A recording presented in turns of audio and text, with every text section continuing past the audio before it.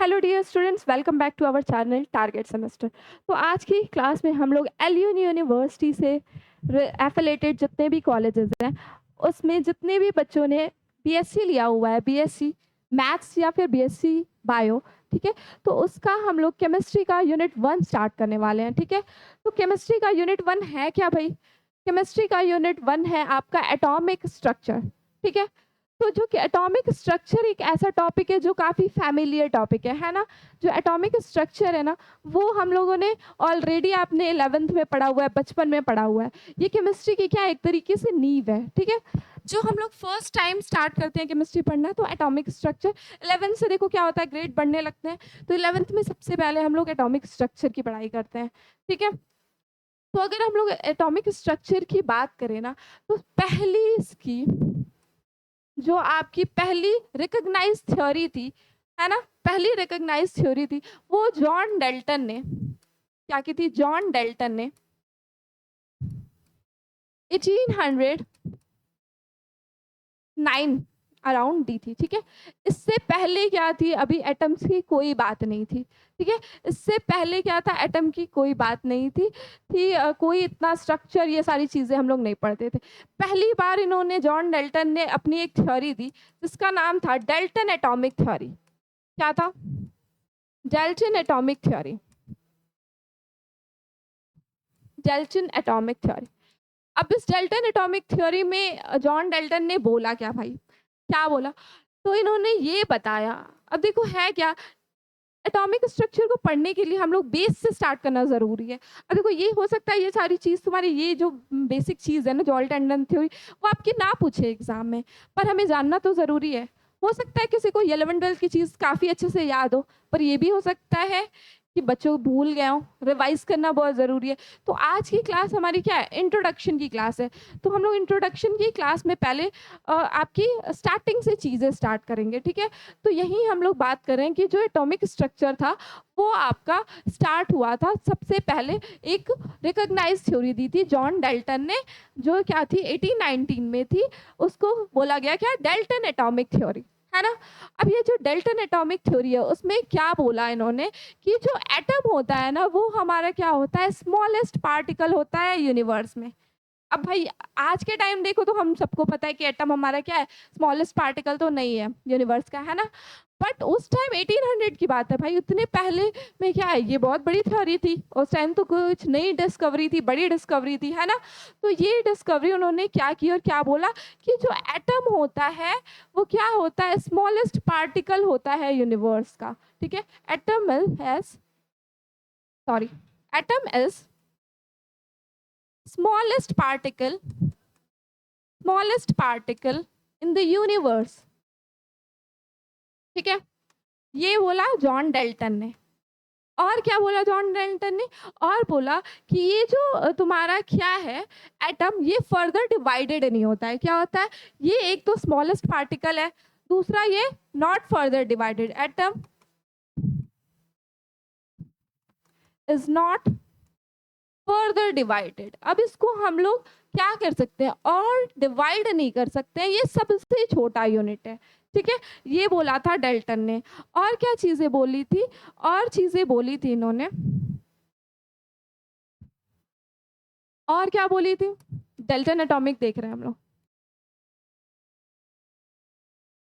और बोला इन्होंने कि अगर हम लोग डिफरेंट क्या लेते हैं, डिफरेंट एटम्स लेते हैं, डिफरेंट एलिमेंट लेते हैं, तो उनके क्या होते हैं? डिफरेंट एटम्स होते हैं। उन्होंने क्या कहा? Dalton atomic theory. और क्या बोला उन्होंने कि अगर हम लोग डिफरेंट एलिमेंट लें, डिफरेंट एलिमेंट जितने भी होते हैं, उनके पास क्या होते हैं? डिफरेंट एटम होते हैं। पर ये उस टाइम की बात है, 1800। अब तो ऐसा कुछ नहीं है ना। और जितने क्या होंगे? सेम एलिमेंट होंगे ना। जितने क्या होंगे? सेम एलिमेंट होंगे आपके, उनमें क्या होगा? सेम एटम होगा। ठीक है, सेम एटम्स होंगे। पर ऐसा तो होता नहीं है। अब इस टाइम में क्या है, आइसोबार का कॉन्सेप्ट आ गया, आइसोटोप्स का कॉन्सेप्ट आ गया है ना। आइसोबार में क्या होता है आपके, आइसोबार में आपके क्या होते हैं और आइसोटोप्स में क्या होते हैं। आइसोटोप्स में आपके सेम एटॉमिक नंबर होते हैं, है ना, जैसे कि हाइड्रोजन की बात, और यहाँ क्या होता है, सेम मास नंबर होता है ना। तो ऐसा तो होता नहीं है कि डिफरेंट एलिमेंट है तो डिफरेंट ही एटम हो, या सेम एलिमेंट है तो सेम ही एटम हो, ऐसा ज़रूरी नहीं है ना। अब देखो है क्या, जैसे अगर हम लोग हाइड्रोजन की बात करें ना, तो हाइड्रोजन के क्या होते हैं, 3 आइसोटोप्स होते हैं। एक आपका क्या होता है, प्रोटियम, ड्यूटेरियम, ट्राइटियम, होते हैं ना, 3 आइसोटोप्स होते हैं आपके। तो ये बात उस टाइम जॉन डाल्टन ने बोली थी, ठीक है। उन्होंने क्या की थी, एटम की डिस्कवरी की थी। उन्होंने उस टाइम बोला, सॉरी डिस्कवरी नहीं की थी, उस टाइम उन्होंने थ्योरी दी थी, डाल्टन एटॉमिक थ्योरी, जिसमें उन्होंने बताया कि एटम जो है हमारे यूनिवर्स का सबसे छोटा पार्टिकल है, ठीक है, और इसको हम लोग फर्दर डिवाइड नहीं कर सकते हैं।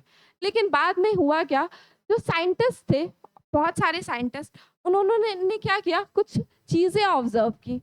क्या ऑब्जर्व किया कि जो भी तुम्हारे रेडियो एक्टिव एलिमेंट्स हैं, उनसे भी तो कुछ पार्टिकल्स निकल रहे हैं, ठीक है, या फिर इलेक्ट्रिसिटी के टाइम जो चार्ज मूव कर रहे हैं वो भी तो किसी तरीके के पार्टिकल्स हैं, है ना। तो ये पार्टिकल्स जो है ये तो एटम से भी छोटे हैं, है ना। तो वहाँ पे क्या हुआ कि एटम को 3 फंडामेंटल पार्टिकल्स में डिवाइड किया गया। क्या किया गया, क्या किया गया, 3 फंडामेंटल पार्टिकल्स की बात की गई एटम की। तो 3 फंडामेंटल पार्टिकल्स क्या होते हैं एटम के, 3 फंडामेंटल, ये सब देखो बेसिक्स है, ये पता होना चाहिए, इसलिए हम लोग कवर कर रहे हैं। 3 fundamental particles of atoms are, 3 fundamental particles होते हैं, ठीक है। क्या होते हैं, पहला क्या होता है आपका, इलेक्ट्रॉन, है ना, दूसरा प्रोटॉन, एंड तीसरा न्यूट्रॉन, ठीक है। धीरे धीरे इनकी डिस्कवरी हुई, इलेक्ट्रॉन आया, प्रोटॉन आया, न्यूट्रॉन आया। साइंटिस्ट ने जब नोटिस किया कि भाई ऐसा नहीं है कि एटॉमिक जो एटम है वो स्मॉलेस्ट पार्टिकल है, ठीक है, तो यहाँ पे क्या हुआ, एटम के 3 फंडामेंटल पार्टिकल्स हैं, इलेक्ट्रॉन, प्रोटॉन, न्यूट्रॉन। अब हम लोग थोड़ा बहुत जान लेते हैं, ज़्यादा कुछ नहीं इलेक्ट्रॉन की। अब ये जैसे कि डिस्चार्ज ट्यूब वगैरह वाली एक्सपेरिमेंट थी ना, कैथोड रे एक्सपेरिमेंट वगैरह, ये सब नहीं हम लोग ये कोर्स में है, तो उसको तो हम लोग नहीं कवर करेंगे। पर थोड़ी बहुत चीज़ जान लेते हैं कि जैसे कि इलेक्ट्रॉन पे चार्ज कितना होता है, उसका मास कितना होता है, उसको डिस्कवर किसने किया, है ना। तो देखो इलेक्ट्रॉन की अगर हम लोग डिस्कवरी की बात करें, तो जे थॉमसन ने, किसने, जे थॉमसन ने इलेक्ट्रॉन की डिस्कवरी की थी, ठीक है। हाँ, और इनकी जो डिस्कवरी थी वो 1896 के अराउंड हुई थी, ठीक है, ऐसे हाँ 1896 के अराउंड इलेक्ट्रॉन की डिस्कवरी जे थॉमसन ने की थी। अब अगर हम लोग इस पे चार्ज की बात करते हैं, ठीक है, अगर इलेक्ट्रॉन पे हम लोग क्या करें, चार्ज की बात करें, तो इस पे क्या होता है, 1.6 इंटू 10⁻⁻19 कूलम्ब, ये क्या होता है, एक इलेक्ट्रॉन पे चार्ज होता है, ठीक है। और अगर हम लोग मास की बात करते हैं, तो मास क्या होता है, मास जो होता है वो होता है 6.1 इंटू 10⁻31 kg, ठीक है। ये आपका क्या होता है, इलेक्ट्रॉन का मास होता है। नेक्स्ट, अब ये इलेक्ट्रॉन होता क्या, ये होते हैं आपके नेगेटिवली चार्ज्ड पार्टिकल। क्या होते हैं, नेगेटिवली चार्ज्ड पार्टिकल, ठीक है। इलेक्ट्रॉन्स क्या होते हैं, आपके नेगेटिवली चार्ज पार्टिकल्स होते हैं। वैसे ही आपके जो प्रोटॉन होते हैं वो होते हैं पॉजिटिवली चार्ज पार्टिकल्स, ठीक है, पॉजिटिवली चार्ज पार्टिकल्स। और इसकी डिस्कवरी जो थी वो की थी गोल्डस्टीन ने। ये सब याद करने की ज़रूरत नहीं है, बस जान लो। ये याद रखने की ज़रूरत है कि चार्ज वगैरह क्या होता है इस पे, ठीक है। तो अगर हम लोग प्रोटॉन की बात करें, तो प्रोटॉन पे भी क्या होता है जो चार्ज होता है वो होता है 1.6 इंटू 10⁻⁻⁻ कूलम्ब, ठीक है, -19 कूलम्ब, ठीक है। इसकी जो मास होती है वो होती है 1.67 इंटू 10⁻⁻27 kg, ठीक है। ये क्या होती है, आपकी प्रोटॉन की मास होती है, ठीक है। नेक्स्ट अगर हम लोग न्यूट्रॉन की बात करें, तो न्यूट्रॉन जो होता है उस पर कोई चार्ज नहीं होते हैं, ठीक है। जो न्यूट्रॉन होता है ना, उस पर कोई चार्ज नहीं होता है, और इसकी डिस्कवरी जो थी वो किसने की थी, चैडविक ने की थी, जेम्स चैडविक ने इसकी डिस्कवरी की थी, ठीक है। अब इसका भी जो मास होता है ये कुछ होता है 1.72 इंटू 10⁻⁻27 kg के अराउंड। इनका मास एकदम ऑलमोस्ट सेम है प्रोटॉन और न्यूट्रॉन का, ठीक है। ये क्लियर हो गया। तो ये होते हैं आपके 3 फंडामेंटल पार्टिकल्स, इलेक्ट्रॉन, प्रोटॉन और न्यूट्रॉन, ठीक है। अब देखो एक और चीज़ क्या पूछता है, आपका रिलेशनशिप पूछता है कभी-कभी, ठीक है, कि आपके जो प्रोटॉन न्यूट्रॉन निकालने को आता है कि इसमें नंबर ऑफ प्रोटॉन कितने हैं, इसमें नंबर ऑफ न्यूट्रॉन कितने हैं, है ना। तो इसके लिए हम लोगों को जानना क्या है, इसके लिए हम लोग को 2 टर्म और जानना है। वो क्या है, एटॉमिक नंबर और दूसरा क्या है, मास नंबर, है ना। क्या जानना है आपका, एटॉमिक नंबर क्या होता है और मास नंबर क्या होता है। तो चलो भाई देख लेते हैं। तो सबसे पहले हम लोग देखते हैं कि क्या होता है हमारा एटॉमिक नंबर। एटॉमिक नंबर आपकी क्या होती है, तो देखो क्या होता है आपका एटॉमिक नंबर जो होता है, वो जो न्यूक्लियस में जितने भी नंबर ऑफ प्रोटॉन्स पाए जाते हैं ना, उसको हम लोग एटॉमिक नंबर कहते हैं, ठीक है। क्या होता है atomic number, number of protons, number of protons in the nucleus. Nucleus में जितने भी प्रोटॉन्स पाए जाते हैं उनको हम लोग क्या कहते हैं, एटॉमिक नंबर कहते हैं, और इसको क्या करते हैं, Z से डिनोट करते हैं हम लोग, ठीक है। सिमिलरली अगर हम लोग बात करें मास नंबर की, तो मास नंबर आपका क्या होता है भाई, सारी क्या है बेसिक चीजें हैं जो आप लोगों को आगे के चैप्टर्स में काफी हेल्प करेंगी, है ना, इसलिए हम लोगों को जानना जरूरी है, ठीक है। तो जो मास नंबर होता है ना, वो क्या होता है आपके, जो number of protons and neutrons in nucleus, जितने नंबर ऑफ प्रोटॉन्स और न्यूट्रॉन्स होते हैं, न्यूट्रॉन्स इन न्यूक्लियस, न्यूक्लियस में, उसको हम लोग क्या कहते हैं, मास नंबर कहते हैं, ठीक है। ये कलर दिख रहा है ना, ऐसा तो नहीं है कि नहीं दिख रहा है, मैंने बोला ही है वैसे, मास नंबर, और ये हो गया एटॉमिक नंबर। अब मास नंबर को हम डिनोट कैसे करते हैं भाई, ए से डिनोट करते हैं, ठीक है। Z से आपका क्या करते हैं हम लोग, एटॉमिक नंबर डिनोट करते हैं, और ए से आपके क्या करते हैं, मास नंबर डिनोट करते हैं। इतना क्लियर है। अब देखो थोड़ा सा रिलेशन देख लो, अगर हम लोगों को किसी एलिमेंट को क्या करना है, सिंबलाइज करना है कि कैसे उसका क्या सिंबल होता है, तो देखो होता है ऐसे, ये मान लो X है, यहाँ पे हम लोग क्या करते हैं, मास नंबर लिखते हैं, और यहाँ पे क्या करते हैं, एटॉमिक नंबर लिखते हैं, ठीक है। ये एलिमेंट है मान लो, ठीक है। अब भाई ऐसे तो आप तो समझे, एग्जाम्पल बताना पड़ेगा। तो अगर एग्जाम्पल की बात करें हम लोग, तो देखो यहाँ, देखो सिंबल क्या मैंने बताया कि ये X होता है, यहाँ पे मास नंबर लिखते हैं और यहाँ पे एटॉमिक नंबर लिखते हैं। अब जैसे कि हाइड्रोजन हो गया आपका, हाइड्रोजन का क्या होता है, एटॉमिक मास 1 होता है, एटॉमिक नंबर भी 1 होता है, ठीक है। तो यहाँ पे देखो, एक सेकेंड, एक चीज रह गई यहाँ से, अब पता क्या चला कि ये क्या होता है, number of proton plus neutron होता है, यानी कि यहाँ से एक रिलेशन और क्या निकल गया, देखो यहाँ से क्या रिलेशन निकलेगा कि, कलर थोड़ा सा चेंज कर दे, तो Z होता है वो आपका बराबर होता है नंबर ऑफ प्रोटॉन के, ठीक है।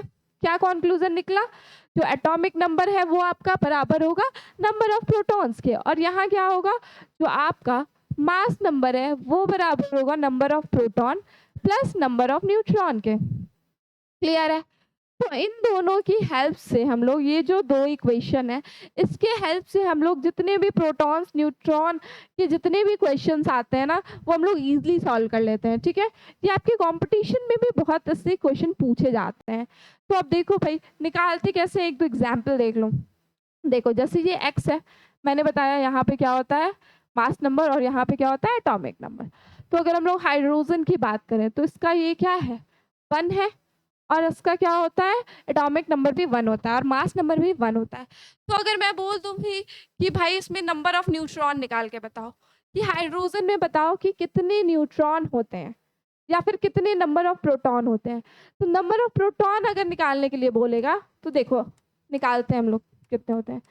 नंबर ऑफ प्रोटॉन की अगर हम लोग बात करें, तो नंबर ऑफ प्रोटॉन कितने होंगे, तो अभी हम लोगों ने देखा क्या कि जो एटॉमिक नंबर होता है वो आपका वो क्या होता है नंबर ऑफ प्रोटॉन्स जितने न्यूक्लियस में होते हैं, यानी जितने एटॉमिक नंबर ये जो एटॉमिक नंबर है आपका वो जितना एटॉमिक नंबर होगा ना आपका वही क्या हो जाएगी नंबर ऑफ प्रोटॉन। क्लियर है? तो नंबर ऑफ प्रोटॉन कैसे हो गया 1 हो गया।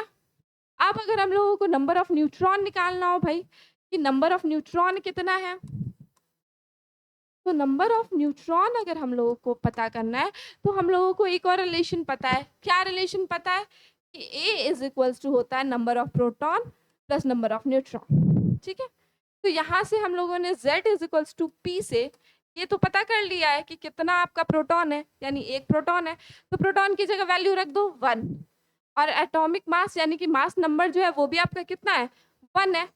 ठीक है, is equals to n plus, तो यहाँ से n की वैल्यू कितनी आ गई 0, यानी ये हाइड्रोजन जो होता है उसमें आपके क्या होते हैं कोई भी न्यूट्रॉन नहीं प्रेजेंट होते हैं, 0 होता है न्यूट्रॉन। ठीक है, ये हो गया आपका एक। तो ये नंबर ऑफ प्रोटॉन और न्यूट्रॉन निकालने का तरीका है जो आपके जनरली पूछता है बहुत बार एग्जाम्स में। ठीक है, नेक्स्ट आप देख लो एक, अगर हम लोग ले लें हीलियम की बात, तो हीलियम पे 4 हो गए, 2 इसका एटॉमिक नंबर हो गया। तो अब यहाँ पे अगर हम लोग निकालना है तो z is equals to P से हाँ नंबर ऑफ प्रोटॉन्स निकाल लेंगे। z यानी एटॉमिक नंबर कितना है 2 है, यानी नंबर ऑफ प्रोटॉन कितने आ गए 2 आ गए। अब a इज इक्वल्स टू क्या होता है n plus number of neutron plus proton, है ना, होते हैं। अब यहाँ पे न्यूट्रॉन निकालना है हम लोग को, तो ये क्या है एटॉमिक मास 4 है, और ये हो गया न्यूट्रॉन और प्लस प्रोटॉन कितने हैं 2, तो यानी न्यूट्रॉन कितने आ गए 2 ही आ गए। तो यहाँ देखो जितने भी प्रोटॉन है और न्यूट्रॉन है दोनों इक्वल आ गए, बट ये हर केस में नहीं होता है कि नंबर ऑफ प्रोटॉन और न्यूट्रॉन सेम आ जाए। देखो यहाँ पे डिफरेंट भी था, या तो न्यूट्रॉन 0 थे, है ना, तो लेकिन हीलियम के केस में क्या है जो आपका नंबर ऑफ प्रोटॉन है और जो नंबर ऑफ न्यूट्रॉन है वो क्या होगा बराबर होता है। क्लियर है? इतनी चीजें क्लियर है ना? अभी तक हम लोगों ने जो जो चीजें कवर की, क्या देखा कि सबसे पहले जॉन डाल्टन थ्योरी के बारे में थोड़ा बहुत देखा कि उन्होंने क्या की थी, डाल्टन एटॉमिक थ्योरी दी थी जिसमें उन्होंने क्या बताया था एटम एक स्मॉलेस्ट पार्टिकल है। फिर कुछ साइंटिस्ट ने ऑब्जर्व की चीज़ें, क्या देखा कि भाई नहीं ऐसा तो नहीं है, फिर ये सारे पार्टिकल्स कहाँ से आ रहे हैं जो तुम्हारे रेडियो एक्टिव एलिमेंट से निकल रहे हैं, ये सारे पार्टिकल्स क्या हैं। फिर यहाँ एटम्स के 3 फंडामेंटल पार्टिकल्स दिए गए, इलेक्ट्रॉन प्रोटॉन न्यूट्रॉन। इलेक्ट्रॉन के चार्ज कितने होते हैं, मास कितना होता है ना, फिर उस पे प्रोटॉन पे कितना होता है, फिर न्यूट्रॉन पे कितना होता है तुम्हारा मास और चार्ज। ठीक है, चार्ज कितने होते हैं उसका मास कितना होता है, ये देखा हम लोगों ने कि इलेक्ट्रॉन होता क्या है नेगेटिवली चार्ज पार्टिकल होता है, काफ़ी छोटा होता है ना। प्रोटॉन होता है जो पॉजिटिवली चार्ज होता है, न्यूट्रॉन जो होता है वो न्यूट्रल होता है, उस पर कोई भी चार्ज नहीं होता है। ठीक है, फिर यहाँ पे हम लोगों ने एटॉमिक नंबर देखा, मास नंबर देखा, और ये कुछ रिलेशंस देखे। ठीक है, अब ये तो बात हो गई तुम्हारी थोड़ी बहुत जो भी तुम लोगों ने जान लिया इलेक्ट्रॉन प्रोटॉन एटम्स के बारे में। ठीक है, कैसे कैसे ये क्लासिफाई हुए। हाँ, अब देख लो ये जो एटॉमिक स्ट्रक्चर होता है वो तुम्हारा दिखता कैसे है। तो अगर एटॉमिक स्ट्रक्चर की बात करें भाई कि एटॉमिक स्ट्रक्चर कैसा है, तो एटॉमिक स्ट्रक्चर देखो होता क्या है, एक यहाँ सॉरी क्या होती है, एक ऐसे यहाँ न्यूक्लियस होती है और क्या होते हैं काफ़ी सारे ऑर्बिट्स होते हैं। ठीक है, जिसपे क्या होता है इलेक्ट्रॉन्स ये रिवॉल्व कर रहे होते हैं। ठीक है, ऐसे ऐसे ये पॉजिटिव चार्ज होता है न्यूक्लियस। ठीक है, अब ये क्या है इसको बोलेंगे क्या न्यूक्लियस, ये क्या है न्यूक्लियस है जिसमें क्या होता है प्रोटॉन प्लस न्यूट्रॉन और ये पॉजिटिवली चार्ज होता है। ठीक है, और ये क्या है इलेक्ट्रॉन्स। ठीक है, यही क्या है आपका एटॉमिक स्ट्रक्चर है, ये आपके इलेक्ट्रॉन्स है जो क्या कर रहे होते हैं रिवॉल्व कर रहे होते हैं, और ये आपका क्या है न्यूक्लियस है जिसमें क्या होता है प्रोटॉन और न्यूट्रॉन होता है। ठीक है, क्लियर है इतनी चीजें। चलो भाई, अब ये बात तो हो गई। अब देखो धीरे धीरे क्या हुआ, ये सारी जो डिस्कवरी कैसे हो रही थी इसकी अगर हम लोग बात करें तो कुछ मॉडल्स हम लोगों ने पढ़े हैं। ठीक है, जे थॉमसन मॉडल हो गया आपका, रदरफोर्ड्स का मॉडल हो गया। ठीक है, ये फिर बोर्ड्स का मॉडल हो गया। होता क्या था कि देखो भाई एक मॉडल आता था फेल होता था तो फिर नया मॉडल आता था, है ना। फिर वो मॉडल में अगर कोई ड्रॉबैक्स आ गए तो फिर नया मॉडल आया, आया ना? तो ऐसे ही हम लोग कुछ मॉडल की स्टडी करेंगे। देख लेते हैं कि थोड़ा बहुत बेसिक कि क्या-क्या इस मॉडल्स में था, फिर हम लोग आगे चलेंगे, ठीक है? तो चलो स्टार्ट करते हैं। तो पहला बात करते हैं कि जो पहली मॉडल आई थी वो कौन-सी मॉडल थी? 1896 में ये मॉडल आई थी जो क्या थी? जे.जे. थॉमसन की मॉडल थी। क्या थी फर्स्ट मॉडल? जे.जे. थॉमसन की प्लम पुडिंग मॉडल थी, ठीक है? क्या थी? जे.जे. थॉमसन की प्लम पुडिंग मॉडल थी। जे.जे. थॉमसन की ये मॉडल दिया था प्लम पुडिंग मॉडल। अब देखो जे.जे. थॉमसन ने क्या किया था 1896 में इन्होंने डिस्कवरी की थी इलेक्ट्रॉन की, ठीक है? इन्होंने क्या किया जे.जे. थॉमसन ने discovered tiny negatively charged particles, negatively charged particles को क्या किया? डिस्कवर किया, जिसको हम लोग क्या कहते हैं? पार्टिकल्स कॉल्ड इलेक्ट्रॉन्स, जिसको क्या बोला जाता है? इलेक्ट्रॉन्स बोला जाता है, ठीक है? अब उन्होंने ये बोला कि जो एटम होता है वो तो होता है न्यूट्रल, ठीक है? तो यानी यहाँ अगर नेगेटिवली चार्ज्ड है तो ज़रूर कुछ ना कुछ पॉजिटिव चार्ज भी होंगे, होंगे ना? तो यहाँ जब इन्होंने डिस्कवर किया इलेक्ट्रॉन को कि जो भी तुम्हारे क्या होता है कुछ नेगेटिव चार्ज पार्टिकल्स होते हैं जिनको हम लोग क्या कहते हैं? डिस्कवर किया इलेक्ट्रॉन्स। तो फिर आगे क्या बोला इन्होंने दूसरी बात कि इसमें जो एटम्स होते हैं उसमें क्या होते हैं? कुछ पॉजिटिव चार्ज भी प्रेजेंट होता है, ठीक है? क्या होता है? इसको बैलेंस आउट करने के लिए कि क्योंकि हम लोग को पता है कि जो एटम्स होते हैं वो क्या होता है? न्यूट्रल होता है। तो अगर इलेक्ट्रॉन प्रेजेंट है मतलब नेगेटिव चार्ज प्रेजेंट है तो कुछ पॉजिटिव चार्ज भी प्रेजेंट होना चाहिए, ठीक है? तो टू कैंसल आउट करने के लिए as atom is neutral, as क्या होता है? एटम क्या होता है आपका? न्यूट्रल होता है। देयरफॉर उन्होंने कहा कि पॉजिटिव चार्ज भी प्रेजेंट है। देयरफॉर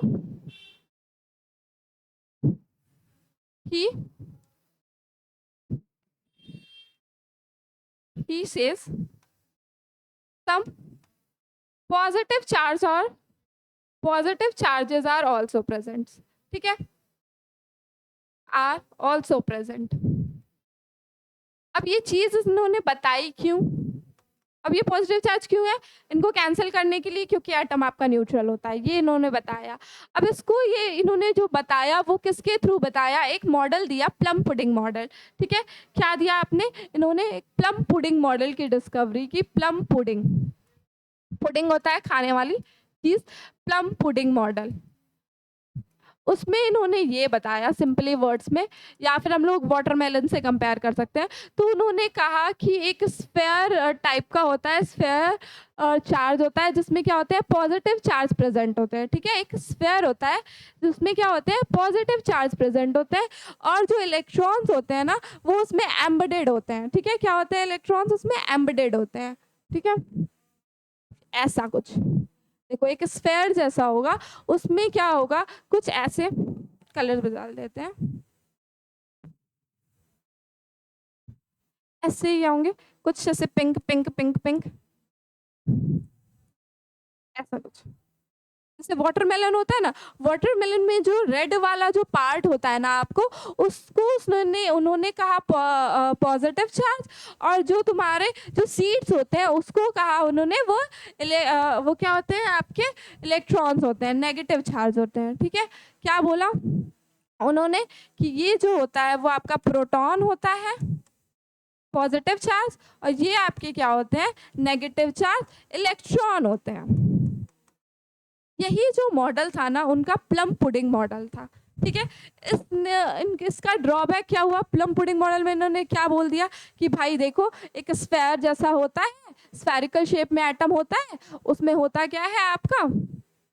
जो तुम्हारे जो स्फेरिकल शेप होता है उसमें पूरी पॉजिटिव चार्ज फैली हुई होती है, और सीड्स की तरीके से उसमें क्या होते हैं? आपके इलेक्ट्रॉन्स जो होते हैं वो एम्बेडेड होते हैं, ठीक है?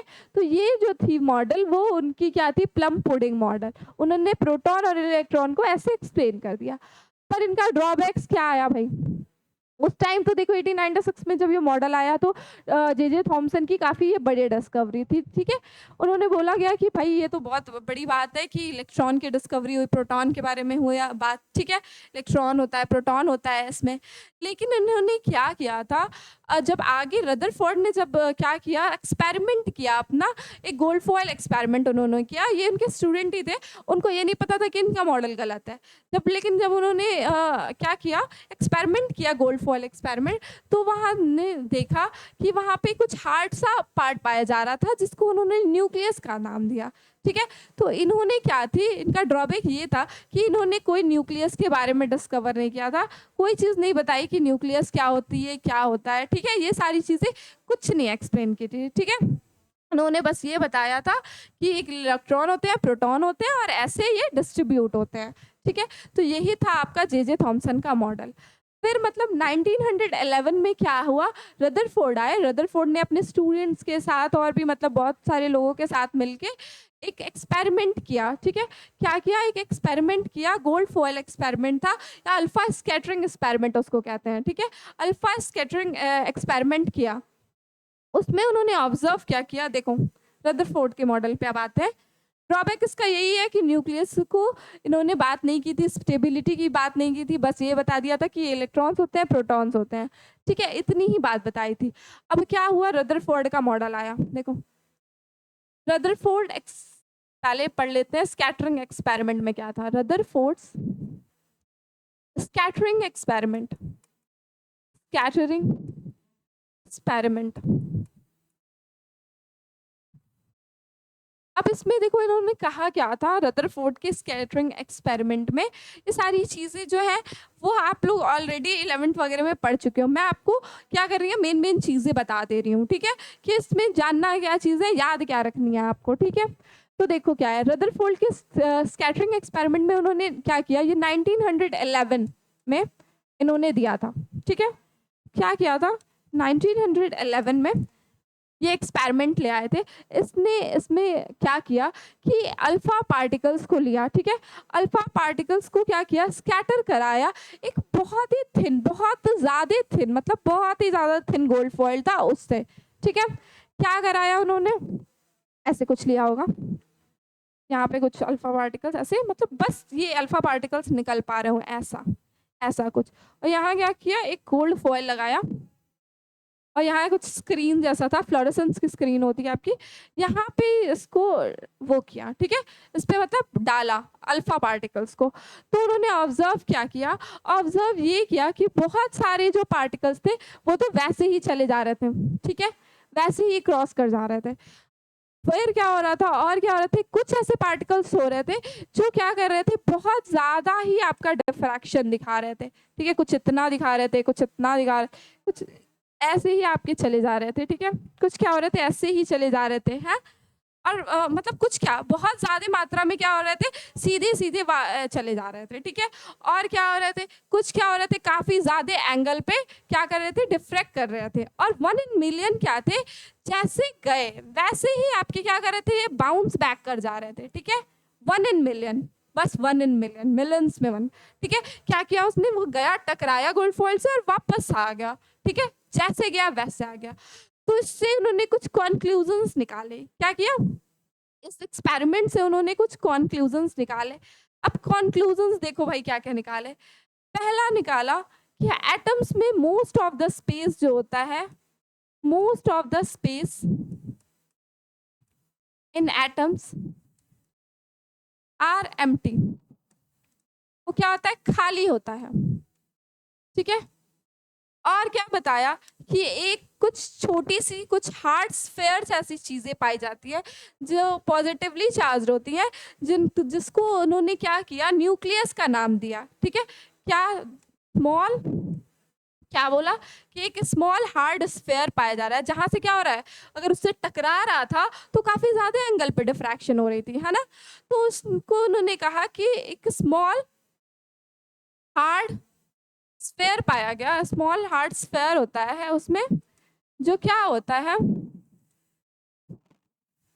Small hard positive sphere, positive, positive sphere पाया जा रहा है, पॉजिटिव चीज पाई जा रही है, ठीक है, जिसको उन्होंने क्या किया, कॉल्ड न्यूक्लियस, न्यूक्लियस का नाम दिया उसका, ठीक है, उसको क्या दिया उन्होंने, न्यूक्लियस का नाम दिया। और क्या बताया इन्होंने कि जो ये न्यूक्लियस होता है ना, उसमें जितने ज़्यादा के मतलब एटम की जितना मास होता है ना, ज़्यादा से ज़्यादा मास वो उस न्यूक्लियस का ही होता है, ठीक है।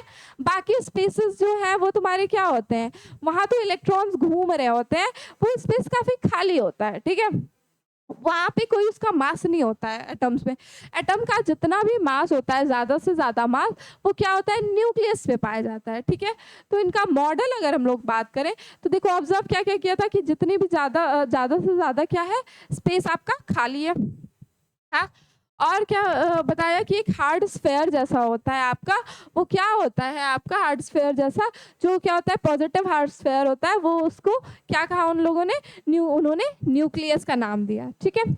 फिर इनके मॉडल में उन्होंने क्या बताया, इनके मॉडल में ये बोला कि इसका मतलब ये है कि इसके पास एक पॉजिटिव छोटा सा होता है, ठीक है, चार्ज जैसा, ठीक है, और इसके अराउंड जो होता है आपका इलेक्ट्रॉन क्या करती है, रिवॉल्व करती है, ठीक है। इलेक्ट्रॉन क्या होती है, एक पॉजिटिव चार्ज होता है, जिसको इन्होंने क्या कहा, न्यूक्लियस कहा, और इसके अराउंड जो होते हैं आपके इलेक्ट्रॉन्स क्या करते हैं, रिवॉल्व कर रहे होते हैं, ठीक है। यही था आपका Rutherford model. Rutherford model clear है। रदरफोर्ड मॉडल में क्या था, रदरफोर्ड मॉडल ये था कि उन्होंने क्या बोला, देखो अब वहाँ देखो इसमें क्या था, जॉन थॉमसन की अगर हम लोग बात करें तो उनके हिसाब से इलेक्ट्रॉन्स आपके जो भी है वो इवनली डिस्ट्रीब्यूट थे, है ना। प्लम पुडिंग में देखो ऐसे बीच में इलेक्ट्रॉन्स को डाल दिया था, पर इन्होंने बताया कि ऐसा नहीं है भाई, जो पॉजिटिव चार्ज है वो एक जगह होता है, एक हार्ड स्फेयर के फॉर्म में होता है, जिसको हम लोग न्यूक्लियस कहते हैं, और इलेक्ट्रॉन्स क्या करते हैं, उसके अराउंड जो होते हैं रिवॉल्व करते हैं, ठीक है। तो ये था आपका रदरफोर्ड का मॉडल। अब इसकी ड्रॉबैक्स की अगर हम लोग बात करें ना कि भाई इसका ड्रॉबैक्स क्या है, रदरफोर्ड मॉडल का आपका ड्रॉबैक क्या है, तो भाई देखो रदरफोर्ड मॉडल का ड्रॉबैक ये था कि इन्होंने क्या नहीं एक्सप्लेन किया, इन्होंने ये नहीं बताया कि ये जो इलेक्ट्रॉन है वो कैसे यहाँ पर स्टेबल है, ये तो ऐसे क्लैश कर जाए। अब देखो अगर हम लोग उस टाइम पे क्लासिकल मैकेनिक्स की बात करें, क्लासिकल फिजिक्स की थ्योरी की बात करें, तो उसके हिसाब से ये था कि अगर इलेक्ट्रॉन या कोई भी चार्ज क्या करती है रिवॉल्व करती है या घूमती है, तो वो क्या करती है, अपनी एनर्जी लूज करती है, ठीक है, वो क्या करती है, एनर्जी लूज करती है। तो ये अगर ऐसा होगा, अगर ये इलेक्ट्रॉन इसके अराउंड घूम रही होगी तो ये एनर्जी लूज करेगी, और तो फिर क्या होना चाहिए, लूज करके एनर्जी जो होनी चाहिए ये यहाँ आके क्रैश कर जानी चाहिए, है ना। ये क्या होनी चाहिए, ये इलेक्ट्रॉन घूमते घूमते घूमते घूमते आया और नीचे जाके न्यूक्लियस में गिर पड़ा, ऐसा होना चाहिए, पर ऐसा तो होता नहीं है, ये इलेक्ट्रॉन इधर रिवॉल्व करता है। तो भाई इस इलेक्ट्रॉन की स्टेबिलिटी को क्या किया, रदरफोर्ड ने एक्सप्लेन नहीं कर पाए, ठीक है। और क्या नहीं एक्सप्लेन कर पाए कि देखो क्या होता है, जो एटम्स होते हैं वो तुम्हारे क्या करते हैं, जब हम लोग उनको लाइट पास कराते हैं तो विबग्योर जो स्पेक्ट्रम बनता है ना आपका, वो क्या होते हैं, अलग अलग कलर्स के स्पेक्ट्रम देते हैं। तो अब होता क्या है, अलग अलग एटम्स जो होते हैं वो नोटिस किया हम लोगों ने कि वो क्या कर रहे हैं, सिर्फ डिस्क्रीट कलर ऑफ लाइट दे रहे होते हैं, ठीक है। वो क्या कर रहे होते हैं, सिर्फ डिस्क्रीट कलर्स के लाइट दे रहे होते हैं, कुछ स्पेसिफिक ही सारे विबग्योर, सारे जो तुम्हारे विबग्योर का कलर होता है वो सारे नहीं दे रहे होते हैं।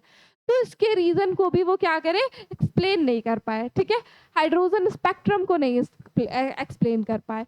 तो ये क्या थे, ये कुछ ड्रॉबैक्स थे आपके रदरफोर्ड के, ठीक है। रदरफोर्ड के आपके ड्रॉबैक्स थे, क्या थे भाई drawbacks, drawbacks drawbacks of Rutherford model,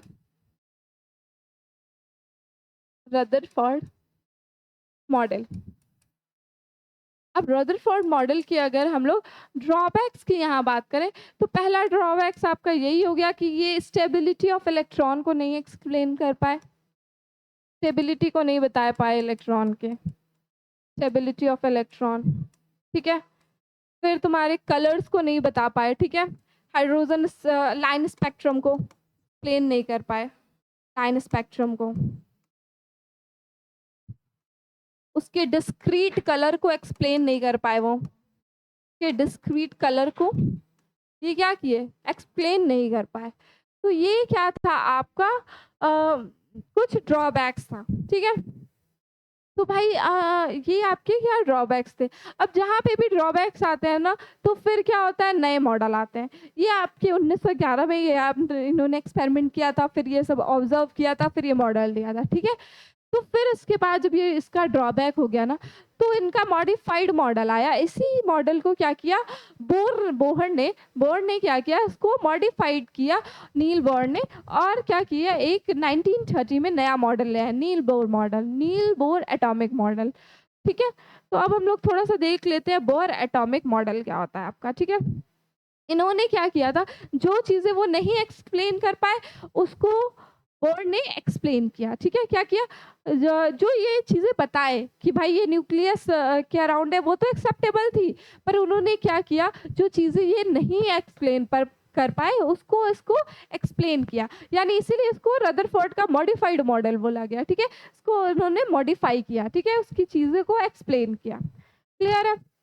अब देखो भाई, तुम लोगों को ये सारे चैप्टर्स जो है, अभी आज हम लोग यूनिट 1 स्टार्ट किए हैं। अगर हम लोग को आगे का लेक्चर्स पढ़ना है, ठीक है? अगर तुम्हें क्या करना है, आगे के लेक्चर्स पढ़ने हैं केमिस्ट्री के, क्योंकि ये तो अभी आपका डेमो लेक्चर है, तो उसके लिए आपको क्या करना पड़ेगा, यहाँ पे कोर्स लेने पड़ेंगे। क्या करना पड़ेगा? कोर्स लेना पड़ेगा हमारा।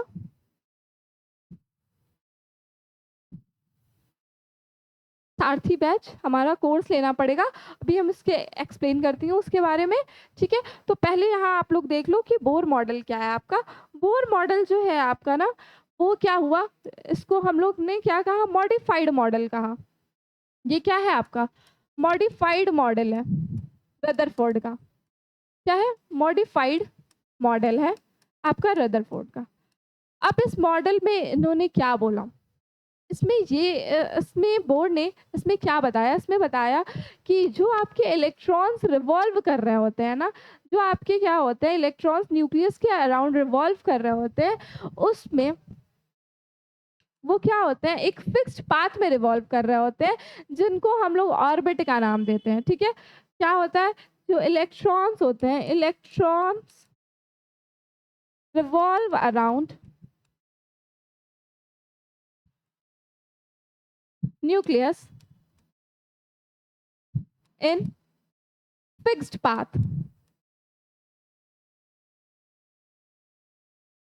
पाथ, कॉल्ड ऑर्बिट और सेल। उसको क्या बोलते हैं हम लोग, ऑर्बिट या सेल का नाम देते हैं। उन्होंने क्या कहा कि अभी देखो उन्होंने ये नहीं बताया था जो रदरफोर्ड की ये इलेक्ट्रॉन कैसे किसी पाथ में रिवॉल्व कर रहे हैं, कैसे रिवॉल्व कर रहे हैं, ठीक है? ये सारी चीज़ों के बारे में उन्होंने नहीं बताया था। लेकिन जो तुम्हारे बोहर आए, उन्होंने बताया कि जो इलेक्ट्रॉन्स होते हैं ना, वो आपके क्या करते हैं, रिवॉल्व करते हैं अराउंड फिक्स्ड पाथ पे, ठीक है? वो क्या करते हैं, एक फिक्स्ड पाथ पे अराउंड रिवॉल्व करते हैं, जिसको हम लोग ऑर्बिट या सेल का नाम देते हैं, ठीक है? और इसको हम लोग बोर मॉडल को प्लैनेटरी मॉडल भी कहते हैं, ठीक है? जैसे क्या होता है प्लैनेटरी मॉडल, इसको क्यों कहा जाता है प्लैनेटरी मॉडल, ठीक है? एटम के प्लैनेटरी मॉडल भी इसको कहा जाता है। अब प्लैनेटरी मॉडल क्यों कहा जाता है, क्योंकि देखो जैसे प्लैनेट होता है ना, सन होता है, उसके अराउंड बहुत सारे प्लैनेट क्या होते हैं, एक सर्कुलर मोशन में हमेशा रिवॉल्व कर रहे होते हैं, फिक्स होते हैं, ऐसा नहीं होता अपना ऑर्बिट छोड़ के भाग जाते हैं, है ना? एक फिक्स्ड ऑर्बिट पे क्या होते हैं, रिवॉल्व कर रहे होते हैं। सिमिलरली यहाँ पे भी उन्होंने यही कहा कि जो इलेक्ट्रॉन्स है, वो क्या होता है, एक फिक्स्ड पाथ पे रिवॉल्व कर रहा होता है, ठीक है? उसको हम लोग ऑर्बिट कह रहे होते हैं।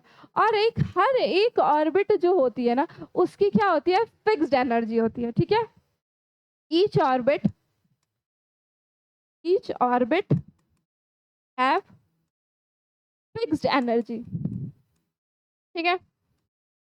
क्या होती है यहाँ, हर एक ऑर्बिट की एनर्जी जो होती है फिक्स्ड होती है। अब जैसे मान लो यहाँ पे क्या है, पॉजिटिव है, ये इलेक्ट्रॉन है, ये एक इलेक्ट्रॉन है, ठीक है? मतलब ऑर्बिट है, दूसरा ऑर्बिट है, ऐसे सिमिलरली बहुत सारे ऑर्बिट होते हैं ना, ऐसे, हाँ, यहाँ इलेक्ट्रॉन रिवॉल्व कर रहे होते हैं। तो ये हर एक जो ऑर्बिट होता है, यानी n=1, n=2 ऑर्बिट्स का नाम ले लेते हैं ऐसे।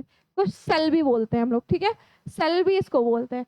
तो यहाँ पे क्या होता है, आपके इलेक्ट्रॉन्स जो होते हैं वो रिवॉल्व कर रहे होते हैं। तो ये सबकी हर एक जो ऑर्बिट होती है ना, उसकी एक कुछ फिक्स एनर्जी होती है, ठीक है? और जो इलेक्ट्रॉन तुम्हारे क्या होते हैं, इसको इन्होंने ये बताया कि जो इलेक्ट्रॉन तुम्हारे रिवॉल्व कर रहे होते हैं ना, उनकी एनर्जी जो होती है वो क्वांटाइज्ड होती है और वो फिक्स्ड वेलोसिटी से रिवॉल्व करते हैं, ठीक है। Electrons electrons revolve around nucleus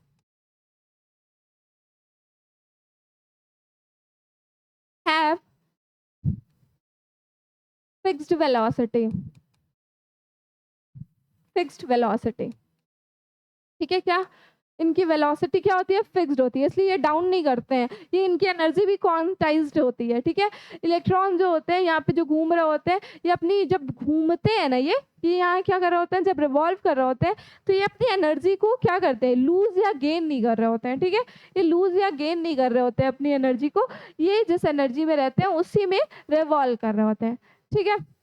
अब और क्या है, एक और चीज़ें बताई हैं इन्होंने। इन्होंने ये बोला कि अब अगर ये इलेक्ट्रॉन क्या करता है, कुछ एनर्जी को एब्ज़ॉर्ब करता है ना, अगर ये क्या करेगा, ये एनर्जी एब्ज़ॉर्ब करेगा, तो ये क्या करता है, ये जंप कर सकता है यहाँ से वहाँ।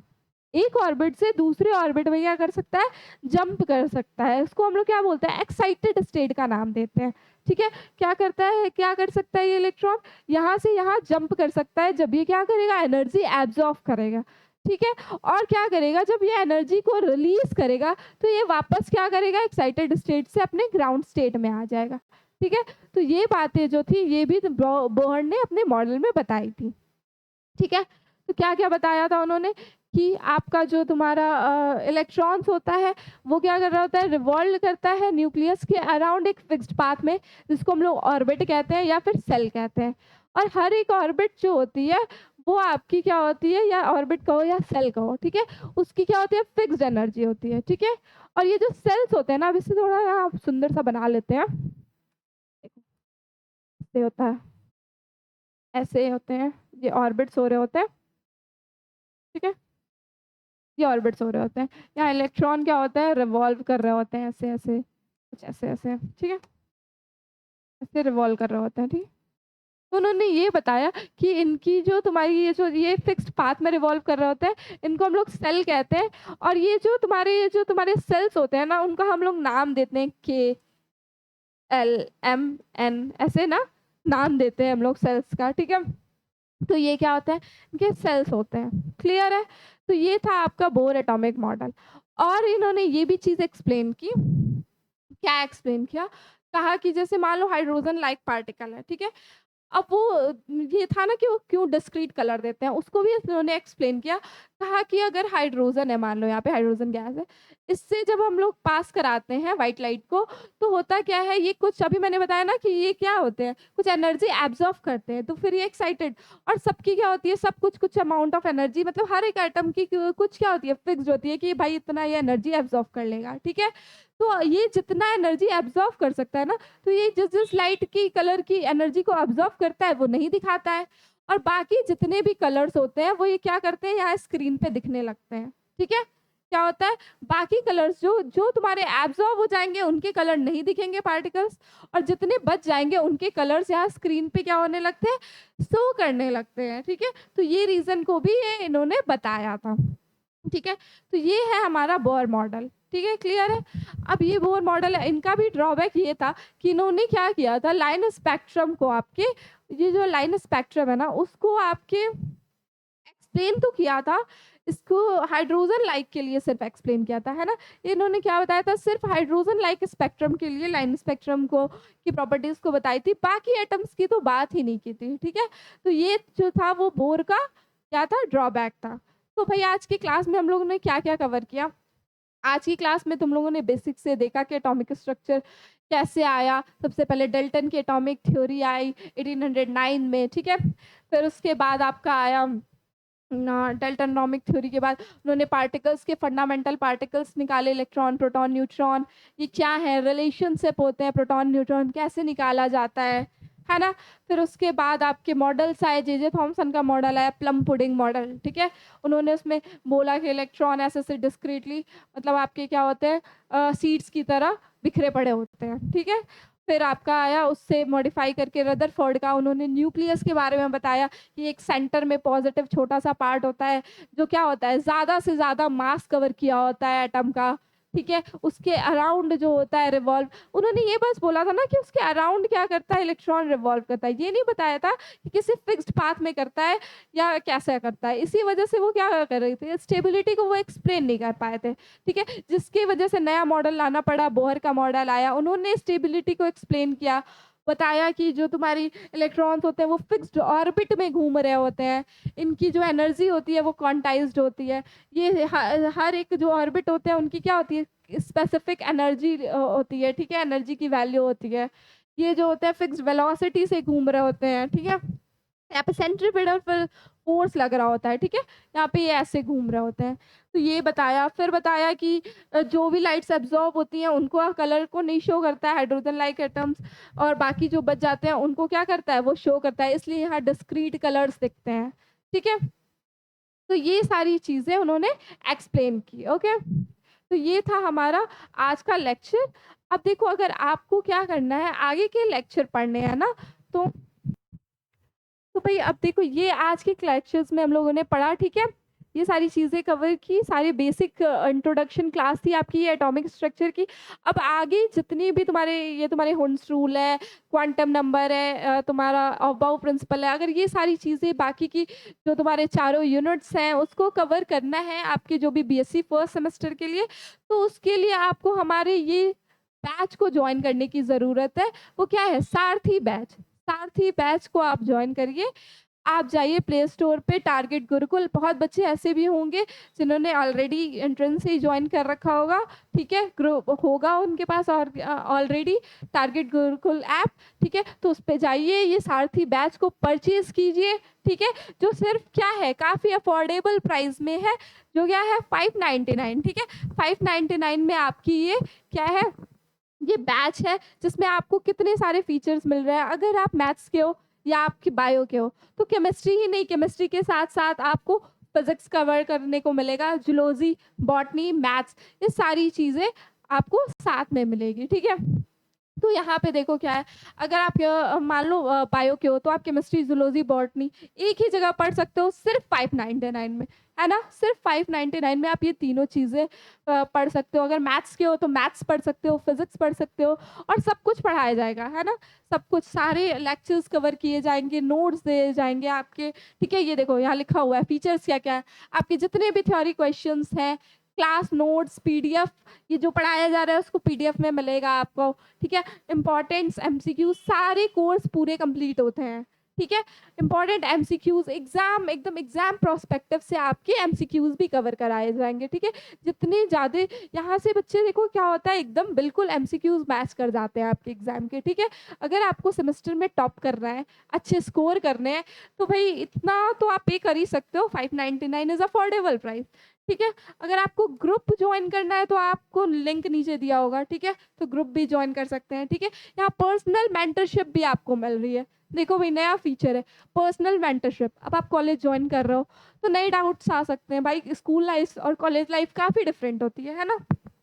तो अगर आपको किसी भी तरह की मेंटरशिप चाहिए, तो यहाँ आपको पर्सनल मेंटरशिप भी मिलेगा, ठीक है? ये कुछ टीचर्स हैं, सारे के, और ये ऑफ़र ये देख लो भाई लिमिटेड टाइम के लिए ये ऑफ़र है। ये हाइलाइटेड है, जल्दी-जल्दी कोर्स परचेज़ करो, ये लिमिटेड ऑफ़र है, ओके?